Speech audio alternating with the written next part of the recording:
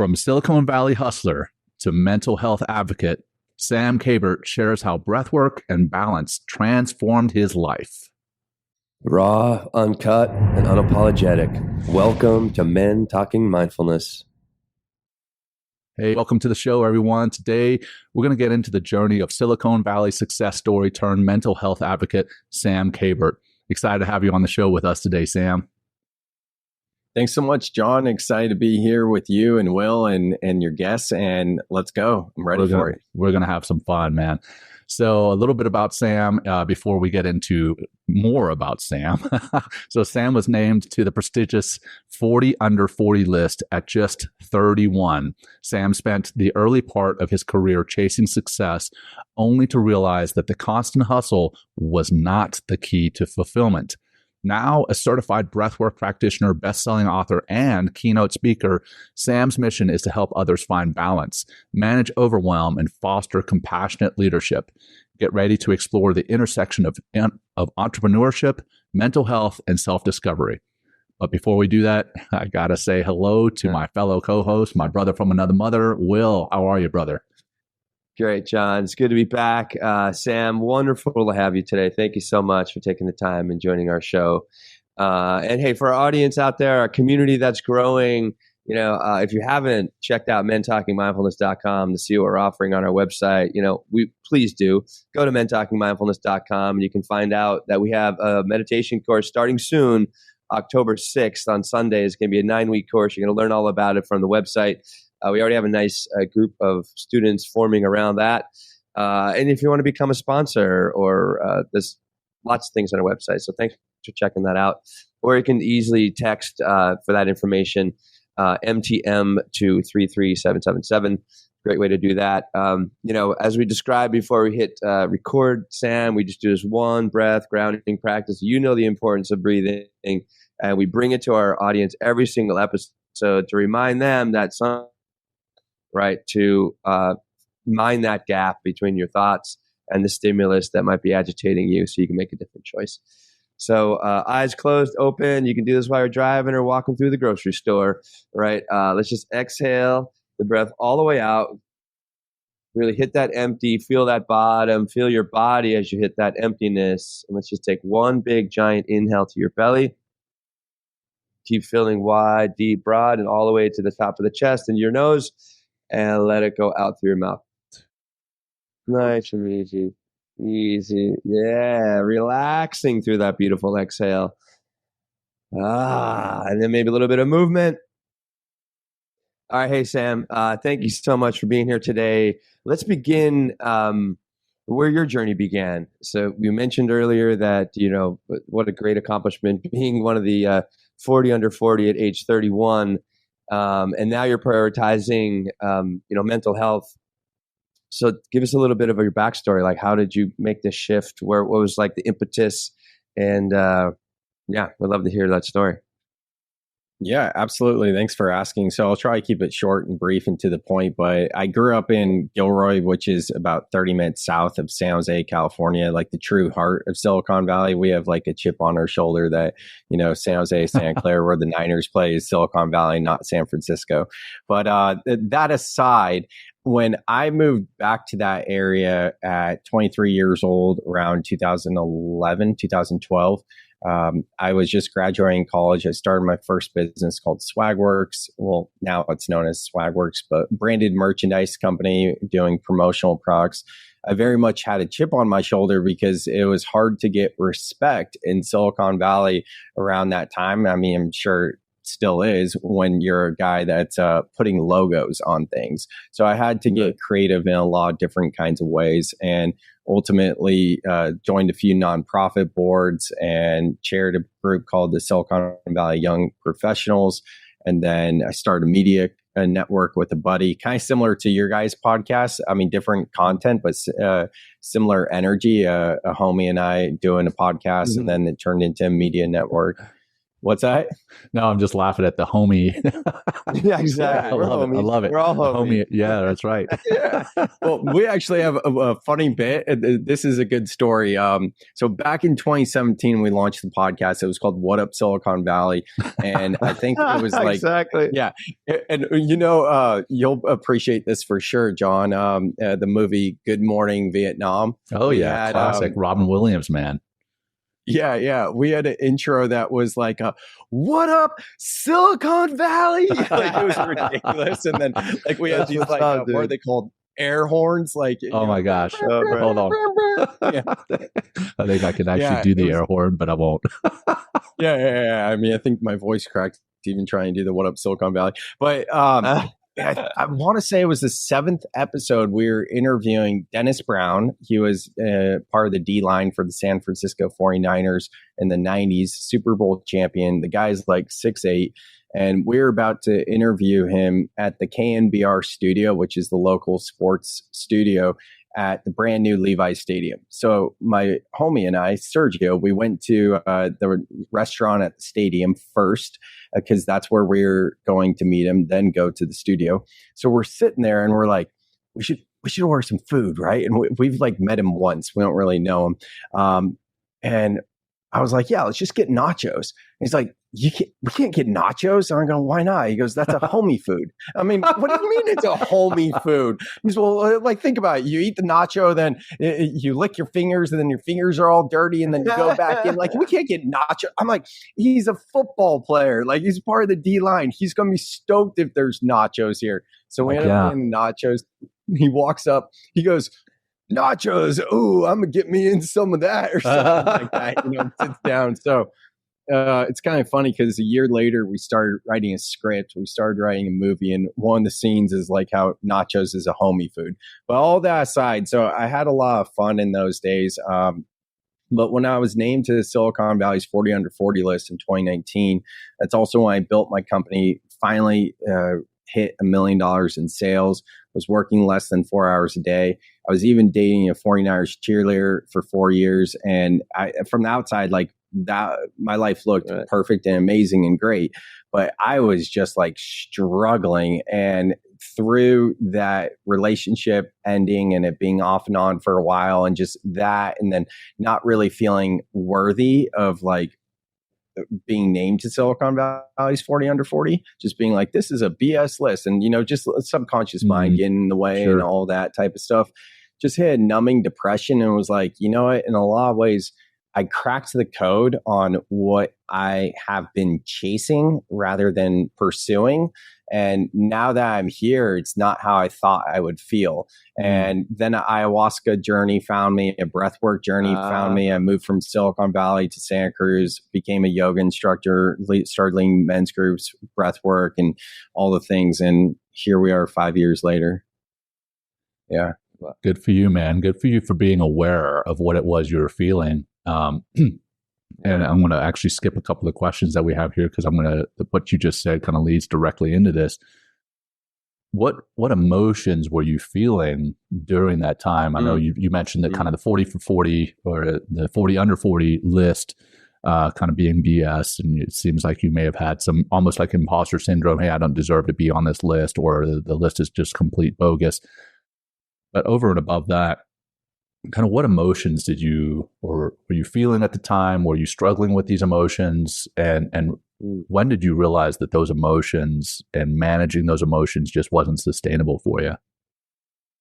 Well, like at the time, I had just gotten into mindfulness and meditation maybe a year previous to that. Like I had started doing yoga 10 years before that, but nice. That was in college. I stopped doing yoga though, because I was in college, and I remember some of like my meathead friends making fun of me from the outside window, and it's clear windows. And funny enough, back in 2018, it was partially the woman I was seeing, but also listening to Rogan and hearing Rogan talk about like dancer pose and how hard yoga is. It was like a permission slip to start doing yoga. So I really got into yoga in 2018.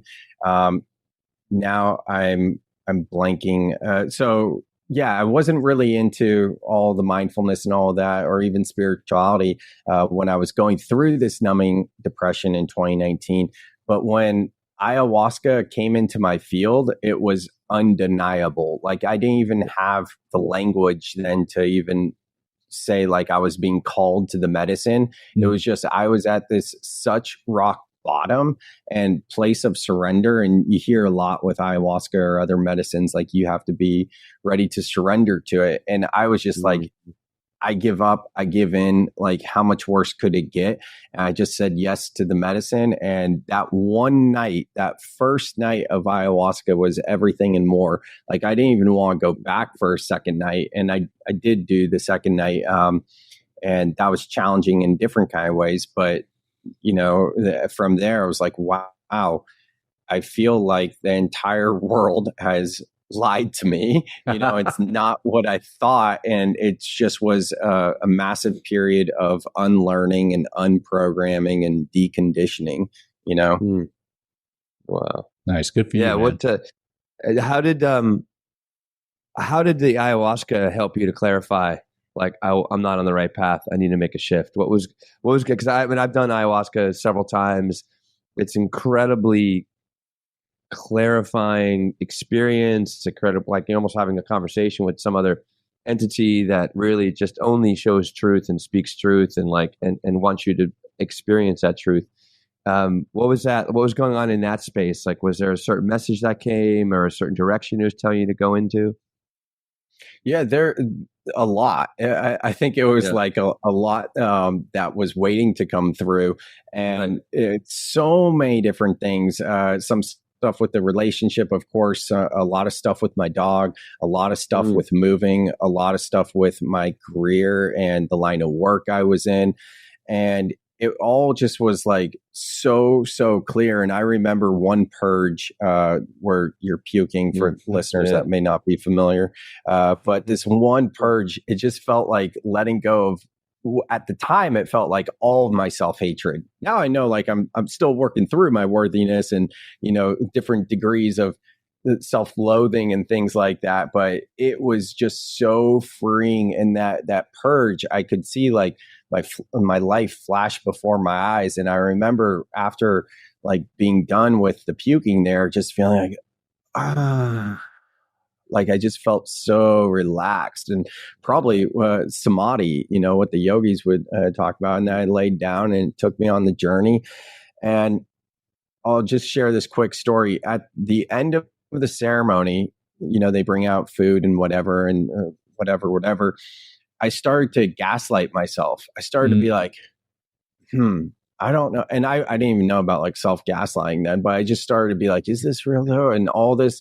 And then there are just these synchronicities, these magical occurrences that happen right then where I was like, oh no, this is real.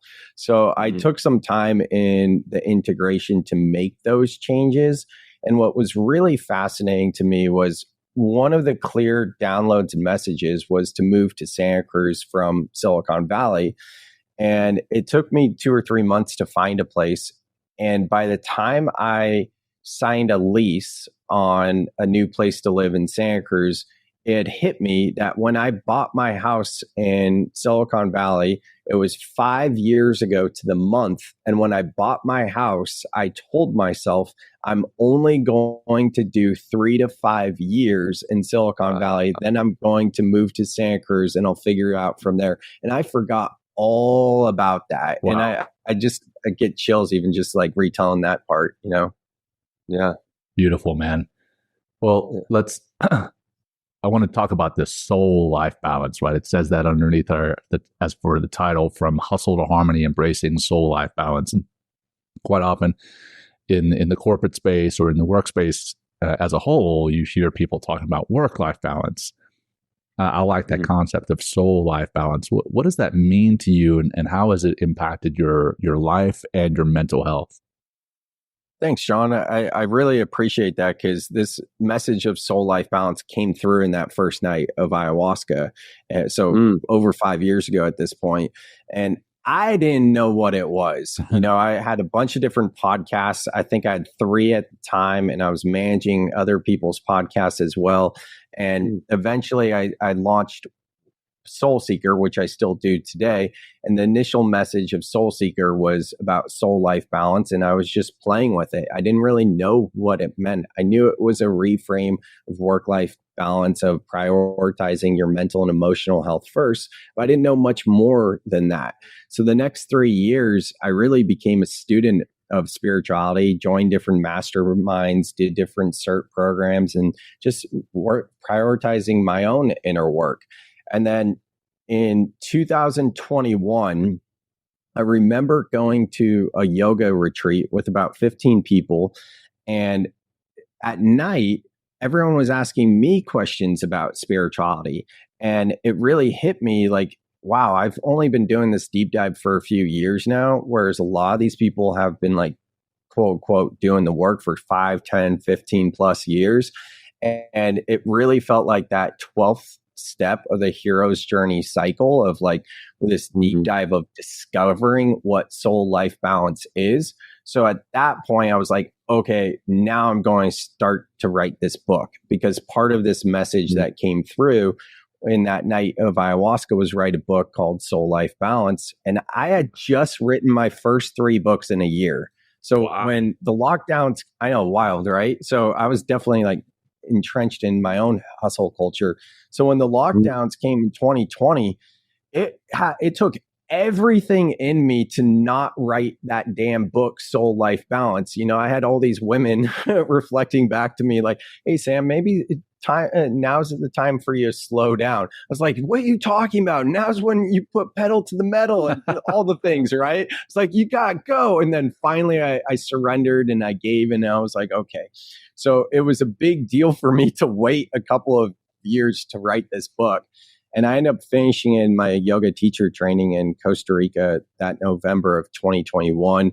And then I started to do keynote speeches on soul life balance in 2022. And what's fascinating is I'm still discovering this message and what it means. Because if I'm sure you guys can relate to this. You have to know like who the demographic is. And if I'm working with corporate now, what I'm focusing more on is like infusing a little bit of emotional intelligence, resilience, awareness, and just mental health in general versus like deep spirituality.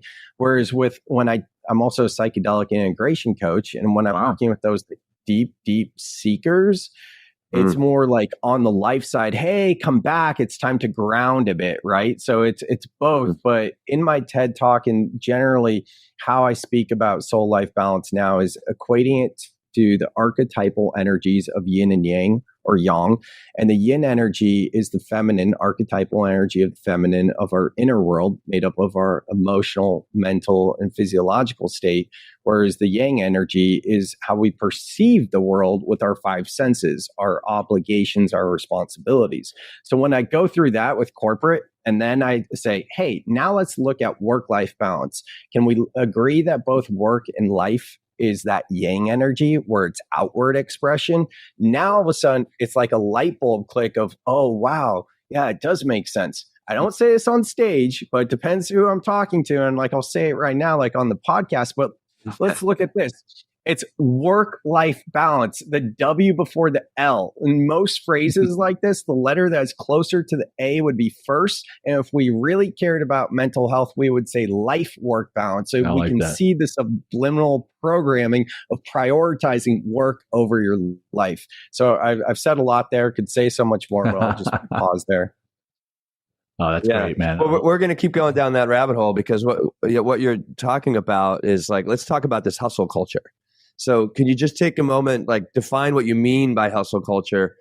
Why do you think the mindset is so pervasive? I mean, because I'm like locked in the hustle culture quite a bit. I mean, I have a lot of, I'm an entrepreneur. I'm doing a lot of my own work. I kind of enjoy the hustle, but I also take time, to kind of get into that soul life balance you're talking about, and make sure I take time to get out of the city every I'm in New York City. So I take time to get out of the city every so often. I'm making sure I'm like, setting my foundation every morning by like breathing and meditating. I'm eating well. I'm trying to sleep the best I can. So let's talk about this hustle culture and how destructive it can be, and then like what are the things that you're understanding and also teaching to these different companies of how to take a more balanced and compassionate approach to yourself, but also the work that you're doing and the work environment you're putting yourself into. Yeah, absolutely. Now, I think this goes back to what I was saying about like some of the deep spiritual seekers being like, "Hey, come back, let's ground, come back to life and experiencing being a human." Right? It's really important to be productive and to be pursuing our goals and have dreams, all these sorts of things. But when we think of like, what's my and I'm sure you guys hear this a lot working with men, and your mindfulness group, which I checked out on your website, looks fantastic. Highly encourage you guys to check it out. It looks like a great group. Yeah, for sure. I feel like, a lot of times when we're newer on the path, we have this energy of like, what's my purpose? What's my mission? Right. And in spiritual circles, we'll say dharma. What's my mission? What's my purpose? What's my dharma? And this type of energy actually creates more of a chaotic state within, and it's coming from a place of lack and coming from a place of need. And if quantum physics proves that our inner world creates our outer world, then does it make sense at all to have this energy of lack of, I need to find this purpose? And maybe the purpose is as simple as just here to experience it all working within our relationships and our soul contracts. That's getting a little esoteric and woo for some people, perhaps. But I mean, that's where I love to live. So, but then again, with hustle culture, if we're pursuing our goals, for me, it's been a challenge to restructure this for myself. My second book I authored was called The Written Goal. So that goes to show like how much I believe in goal setting and hustle, all these things. So for a while I stopped goal setting and I just did straight intentions, just went the opposite. Now I'm kind of working somewhere in the middle. I believe in the yogic philosophy of sadhana, which basically means to be in pursuit of. So when I was doing my yoga teacher training, one of the instructors said to name your ultimate potential is to limit your ultimate potential. And I'll say that again. To name your ultimate potential is to limit your ultimate potential. Just like your guys' reaction, my mind was blown because in that moment, I realized, holy shit, I was naming my ultimate potential as being named to Silicon Valley's 40 under 40 list. So no wonder why I couldn't even receive that, right? And so now I don't have like this cap on it. I'm thinking more, and this is all so cliche because it's talking about how the journey is the destination, but it's the daily habits of and routines of who am I becoming in the pursuit of these things. And then one last thing on hustle culture. I'm like you. I resonate with that, Will. Like, sometimes I'll find myself, not sometimes, I'd say all the time. A lot of times I'm walking with my phone, even like to the bathroom, or I'm peeing and I got my phone in my hand, or I'm filling my water and I got my phone in my hand. I'm trying to and I'm like, what am I doing here? I think I'm going to get an edge just with this. It's like the person that's on the freeway that's like speeding to get somewhere like 2 minutes before you, it's like, well, what's the point? Right. Yeah. Wow. Well, let me, so the the hustle culture, like it's, it's like you mentioned it, you framed it in the place of like, I'm trying to think of what am I, in the sense of like, by naming what you're doing, you're actually limiting your potential and your ability. And also with, I'm losing my thought. Okay, anyway, go ahead, John. I had something good in there, and now it's fucking gone. Keep thinking about it. Keep thinking about it. I will. You're golden, man. Hey, we'll have compassion and grace for you, brother. Okay, Sam, you mentioned, what you're doing daily, your daily practices. What are your daily practices? What do they look like? The daily practices that help you kind of maintain your mental health. And then I know you have an acronym for the word breath.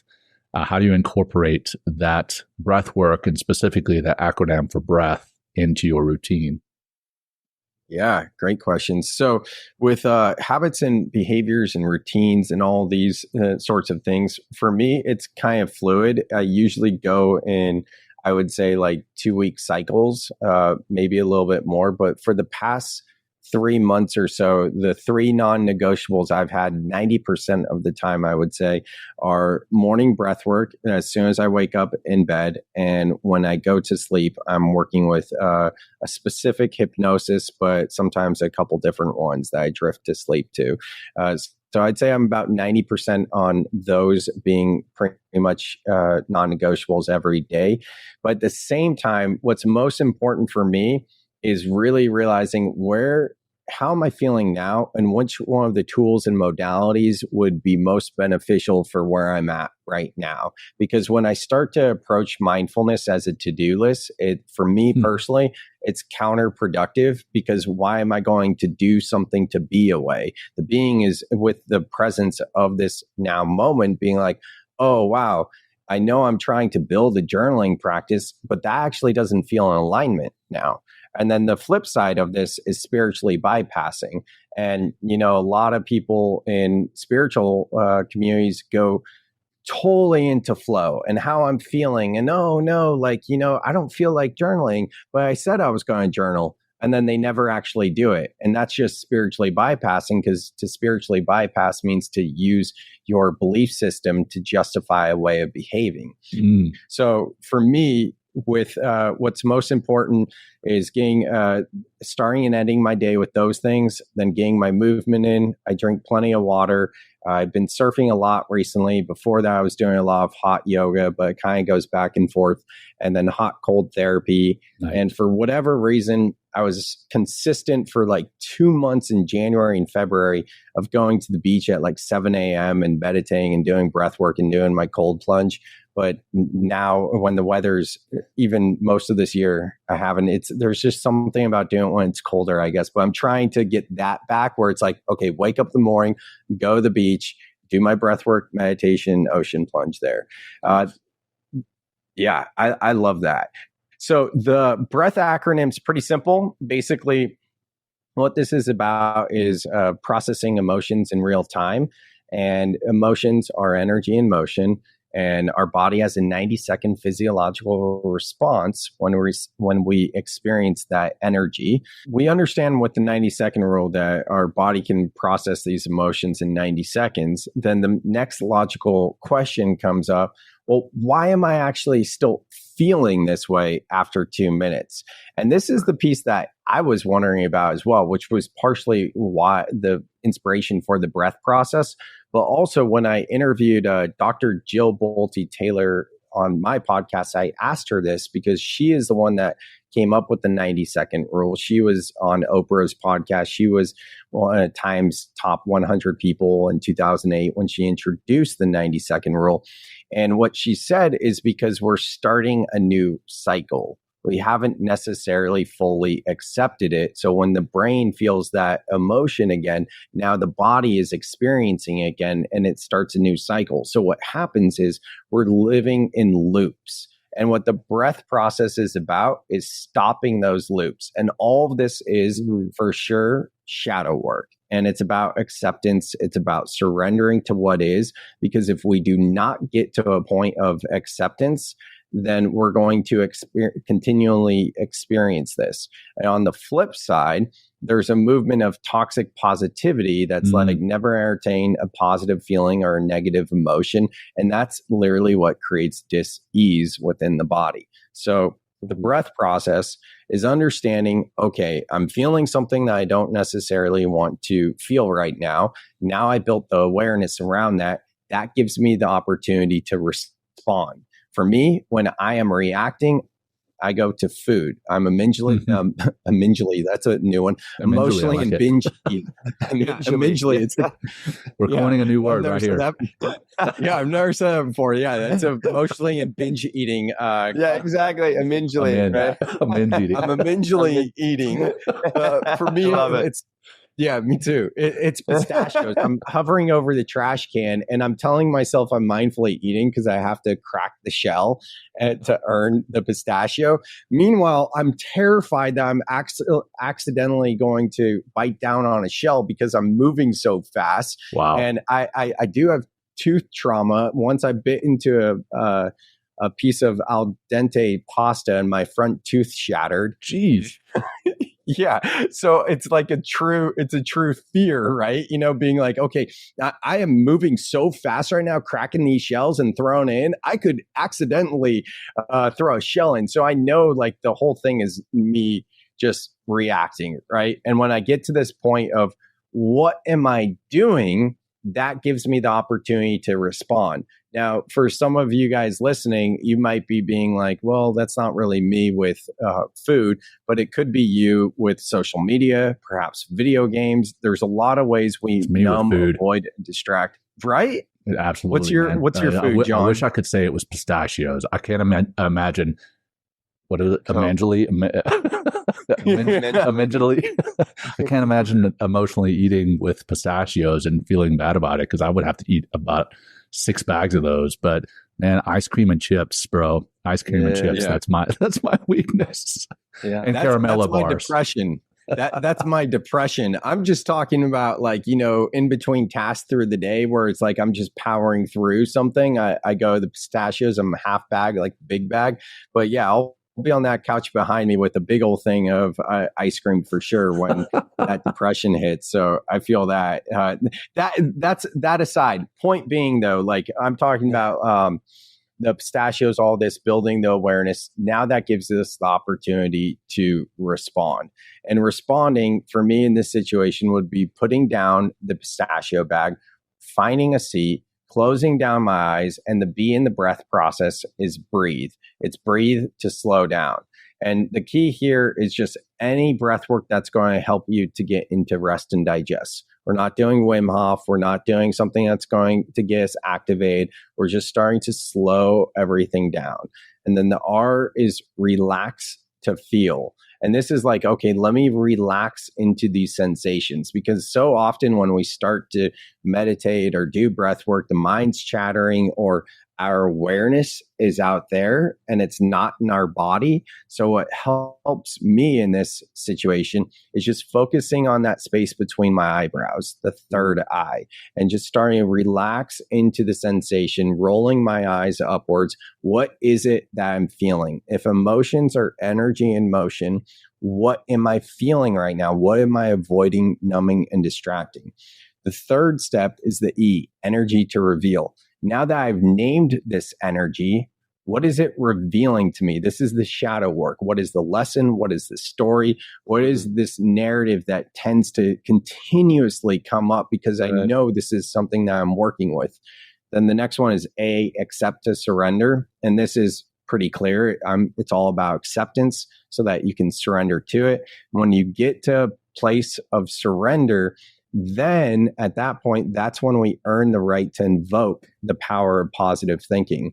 And the T in breath is transform into empowering beliefs. This is the alchemization process. So now that I have identified the story or the lesson, how do I feel? How do I want to feel as I move through this for the rest of my day? Finally, H, habits to integrate. So are there any new habits, actions, behaviors to take as a result of what came up so I don't have to continuously come back to doing this breath process? Because the point of the breath process is to do it as little as possible. If you're doing it all the time, it's not working for you.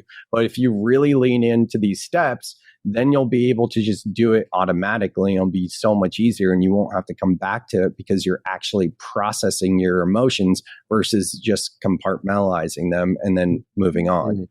Nice. Yeah. So just to review. So B for breathe to slow down. R for relax to feel. E, energy to reveal. A, accept to surrender. T, transform into empowering beliefs. And H, habits to integrate. Correct? Yep. All right. Right on, man. Yeah. Yeah, It's very similar to, I'm sorry. Yeah, I just did a lot of the self-compassionate work is very, very similar in the sense of like, being aware. I mean, that's where it all starts. And like the way we become more aware is like, just getting to know your breath. And in order to become more aware, it's really important to understand what calm is. Like get your fucking ass to calm. When you calm down, you're not amygdala hijacked. You're not, reactive. You're not emotionally, triggered in any way. You're actually getting to calm so you can create more awareness so you can go through these next steps. And I love what you're talking about here, because there's a part of a self-compassion meditation that's all about self-mentoring and self-kindness. So you're working the alchemy part of it, but also realizing like, look, this is just a narrative. This is just maybe my default mode network just fucking working against me once again. At that same story that's been in the background for the last 10 years. It's like, wait, I have an opportunity to change that. Through, like speaking to myself in a different way, and then moving forward through that. So it's like, just such a great, easy process. And I'd imagine, Sam, like the more you do it, the more it just becomes naturally, the more you become more aware, right? And the more that you're not, being hijacked by the amygdala and then like drug around emotionally, for maybe a heck of a long time, maybe it could days or weeks or something like that, with that kind of anger or frustration or whatever's going on the inside. What was like, so tell me, like, so you've had this shift, right? So, moving from success to like just becoming more self-aware and becoming more and developing more kind of self-agency and being more of a putting your own foot forward instead of just, your habits putting your foot forward. So what are some of the, like, maybe some of the hard lessons or some of the lessons you have learned, as you kind of made this transition from just like aspiring to success and now moving into being more self-aware and more self-determining? Yeah, great question. I mean, there's been a lot. Where I'm at currently right now is all around money and finances. I mean, as you guys are well aware, this is not an easy career path. There's especially when, right? So, yeah, I mean, I had a really good plan, but as they say, you may, what is the saying? You make plans and God laughs. Oh yeah, figure out what's next. But pandemic and lockdowns crushed that plan. So, it's all been career based, being like, okay, do I want to keep going down this path and build out my business as a keynote speaker and my breath club, or do I want to do something else and keep mindfulness and spirituality just like part of who I am? And it's very confusing, because I remind myself, okay, it took me 3 to 5 years to build the first business, so be patient.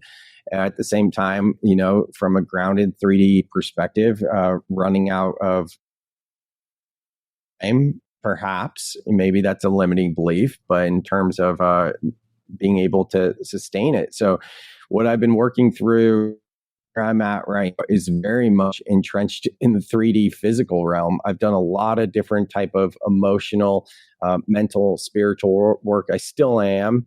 And then mirror work has been massive for me as well. I call it mirror work. I think a lot of times when people hear mirror work, they think of you working in the mirror, and that is mirror work. For me, that's not what I say. What I'm talking about, I think of it as kind of like internal family systems, the psychotherapy practice of IFS parts work, where it's getting to know these different thought forms that make up different personas, and basically taking IFS into relationships with other people and being like, okay, where is that in me? Because I call it external family systems. It's a physical manifestation of one of my internal parts that's mirroring back something in me that's asking for some attention. And that's been a really profound practice for me. But the struggle right now and the lessons I'm working through are very much around finances and career. I hear that for sure, man. Yeah. Well, we're starting to come to the end of the show. Unfortunately, a lot of timing has been sucked up with some technological difficulties. And I got to thank Sam and Will for bearing with me, because it's my end that is causing the technological difficulties, but we're breathing. We're breathing to slow down, relaxing to feel, energy to reveal, accept to surrender, transform into empowering beliefs, and habits to integrate. So, hey, Sam, before we close, is there anything that we haven't discussed yet that you think is worth mentioning? And if people want to get a hold of you, what's the best way for them to find you, or anything that you want to promote, man? Yeah, thanks so much. I will say with the breath process too, just remember, breathe, feel, think intentionally. I break it down to 3 themes because the 6 steps is a lot. So just remember when these emotions come up, or don't hide from them, embrace them. And what you would do, breathe, feel, then think intentionally. That's it. Summarized, super simple. The book is called Overcome the Overwhelm, where I unpack the 6 steps. If anyone wants to check out my TED Talk, that's on YouTube. I did that earlier this year. And my website is samkabert.com, K-A-B as in boy, E-R-T, samkabert.com. Perfect. Thank you, brother. And like I mentioned before we hit record, we like to bookend the show at the beginning with a practice and wrap it up with a practice. And if our guest is a practitioner, and more specifically a teacher, we always invite them to lead that closing practice. So I'd love to kick that over to you if you'd like to do that still. Sure, let's do it. So we'll do a little bit of an espresso shot of breathwork. I call this a microdose of a breathwork journey. Yeah, it should give us some energy. So this isn't one that you'd want to do driving or running or anything, because it's going to be a little bit more activating. It'll shift us into fight or flight, but it's just a little microdose. That said, we're going to be doing circular connected breathing. So inhaling and exhaling through the mouth. Let the belly expand on the inhale. Bring the belly back to the spine on the exhale. And I teach it with an active exhale. So imagine on the exhale, like pursed lips, and you're pushing air out, like trying to blow out candles on a birthday cake. And what we'll do is a 10 count. So inhale, exhale is 1. I'll count. You don't need a count. We'll do 10 seconds, or a 10 count, hold for 10 seconds, then a 20 count, and then hold for 20 seconds, then a 30 count, and hold for 30. And I'll walk us all through it all. This is what I do. It takes a few minutes. Like it's super simple, and a lot can come up. So it's a good way to move some energy. So we can go ahead and close down the eyes. With the eyes closed, just sitting straight up, letting the chest be proud, feeling your feet on the floor, palms on your lap. And slowly through the nose, inhaling all the way up.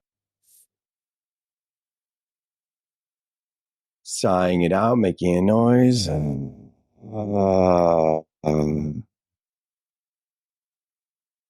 through the nose, inhaling all the way up.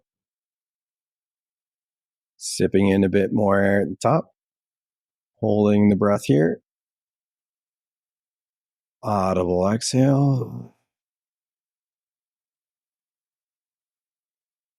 And now we'll move into those circular connected breaths. So just inhaling and exhaling through the mouth for a count of 10. Here we go. Let's go.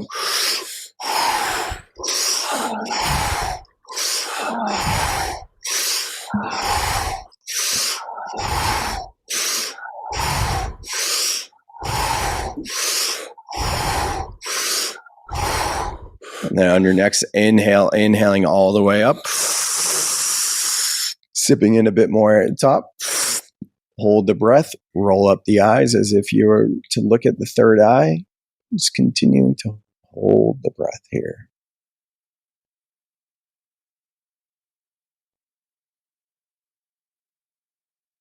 Exhale. And we'll go for another round, this time 20. Let's go.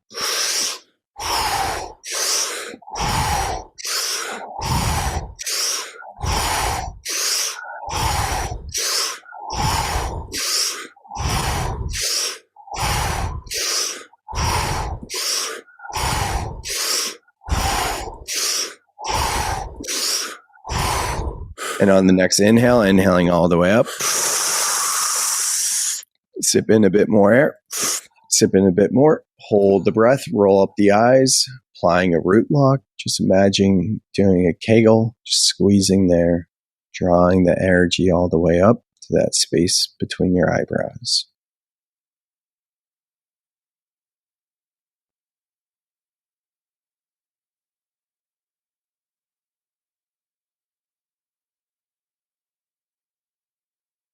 Exhale.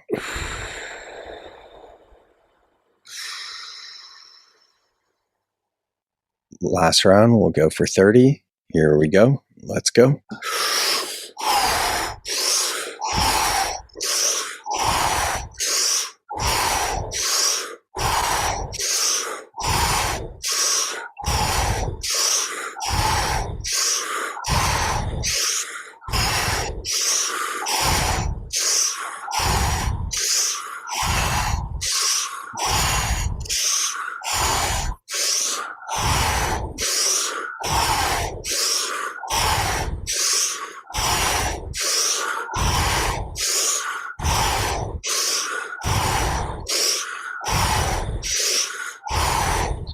Now on your next inhale, inhaling all the way up.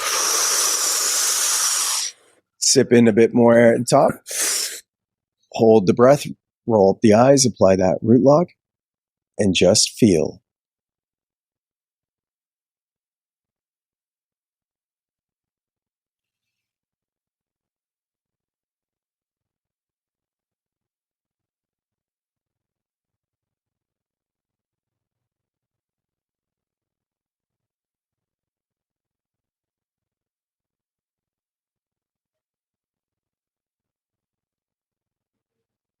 Slow as you can, making an audible sigh. Feel that vibration move through your body. Applying a root lock, just doing a Kegel, and inhaling through the nose all the way up. Sipping in a bit more air at the top.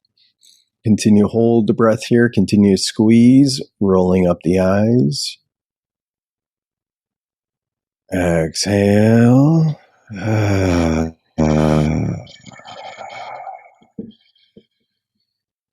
one last time, applying that root lock and inhaling through the nose all the way up. And sipping in a bit more air at the top. Sip in a bit more. Hold the breath, roll up the eyes, continue to squeeze. Squeeze as hard as you can, finding tension. Squeeze, squeeze, squeeze, squeeze, squeeze. And exhale, just melting here.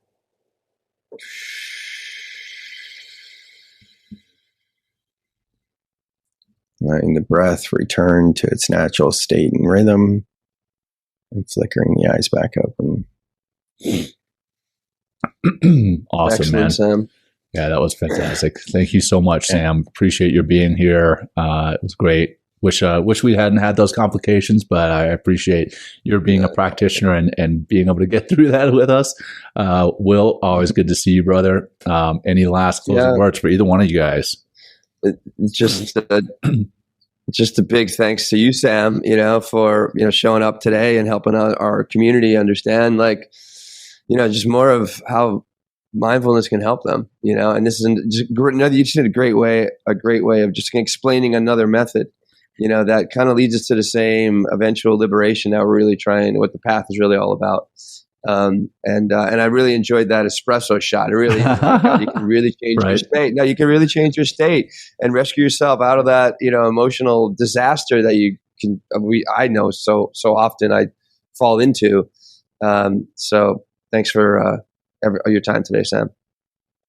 Thank you guys. This was a blast. I really enjoyed connecting with you guys, and I'm reach out to you guys. Hopefully get you on my podcast and we'll stay connected. And this was fun. Stop. Make sure you don't do any imaginal, whatever the word was, imaginable. Oh yeah, I forget what it was. But hey, great. Thanks, Sam, and thanks for our audience for tuning in. Until next time, everyone, take care. Peace. Thank you, everybody. Thank you. We hope you walk away with some new tools and insights to guide you on your life journey. New episodes are being published every week, so please join us again for some meaningful discussion. For more information, please check out mentalkingmindfulness.com.